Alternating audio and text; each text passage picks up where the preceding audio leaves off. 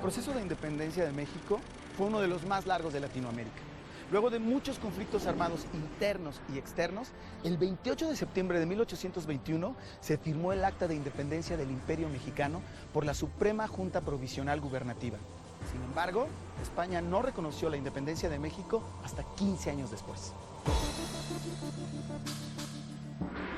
Lo primero que hay que decir es que para 1820 la insurgencia, que había sido tan inesperada, tan fuerte, tan masiva en 1810, la verdad es que ya para 1815, 1816 había ido en retirada, y para 1820 ya no representaba ninguna alternativa que fuera atractiva para los criollos o para los americanos de formar gobierno fuera del régimen español. En 1820, el único que quedaba sosteniendo la bandera de la insurgencia era Vicente Guerrero en las tierras del sur. En noviembre se nombra a Iturbide comandante militar del sur con un mando importante de tropas para combatir a Guerrero. Lo que parece es que Iturbide, cuando sale al sur, ya tiene una serie de contactos, ya tiene intenciones políticas diversas con muchos grupos, por ejemplo con los diputados que habían sido recién electos para salir a la metrópoli para las Cortes de Madrid, y entonces Iturbide en el sur comienza a guerrear, sí, con Vicente Guerrero, pero también establecer contacto. Y Guerrero también quería dejar las armas, pero Guerrero quería la independencia. Iturbide pacta con Guerrero y lo une a su causa. Juntos entonces elaboraron un documento que marcaría el futuro de México. Iturbide en febrero de 1821 proclama el Plan de Iguala. El Plan de Iguala pugnaba por la independencia, por la religión y por la unión. Estas eran las tres garantías. Por eso el ejército que nace en este punto se llama Ejército Trigarante, por eso el movimiento es trigarante, porque protege estas tres garantías. Y es un plan que ciertamente le habla a todo mundo como todo mundo quiere escuchar. Entonces, es un plan que no termina de repudiar a la monarquía española. Es un plan que promete un imperio monárquico y constitucional. Una vez que se proclama el Plan de Iguala, en febrero de 1821, el ejército de Iturbide comienza una campaña propiamente militar, pero es una campaña que más que con las armas se hace con la negociación política. Desde agosto de 1821 la mayor parte del territorio de la Nueva España ya estaba en manos de quienes se unieron al Plan de Iguala. Entonces empezó ya la operación política de formar gobierno. Hasta ese momento Iturbide lo que había hecho era una operación política para ganar partidarios. En este momento hay que formar gobierno. Y lo que decidió hacer Iturbide fue formar una junta, la Junta Provisional Gubernativa. Esta Junta Provisional Gubernativa se reunió en septiembre de 1821 a las afueras de la Ciudad de México, en Tacubaya. Se reúne allí Agustín Iturbide, y el 25 y el 26 de septiembre de 1821 está negociando ya la entrada para la Ciudad de México. Una Ciudad de México que ya está prácticamente rodeada por las tropas trigarantes, que son además tropas de muchos orígenes y de muchas características. Son tropas milicianas, son tropas militares, son insurgentes que se han unido a este plan que aparentemente es un plan de consenso, es un plan que trata de no enfrentar sino de unir.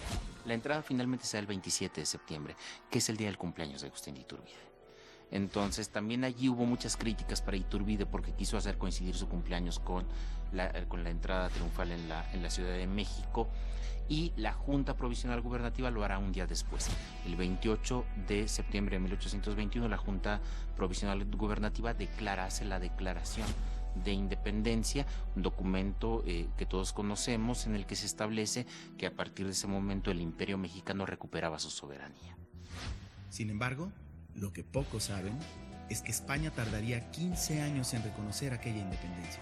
No solo la declaración, sino el Tratado de Córdoba y la propia Declaración de Independencia de septiembre de 1821 fueron rechazadas en España. Y fueron rechazadas tanto por el rey como por las Cortes. Yo creo que en el fondo tenían la esperanza de reconquistar, tenían la esperanza de restablecer su dominio en México. En el año de 1829, España realizó un intento militar para recuperar a su antigua colonia. En 1829 salió una armada española con rumbo a México, y fue una expedición desastrosa. Y uno pensaría que a partir de este desastre, posiblemente España hubiera estado en posibilidad de recapacitar y de reconocer lo que ya era un hecho dado. Sin embargo, no sucedió así.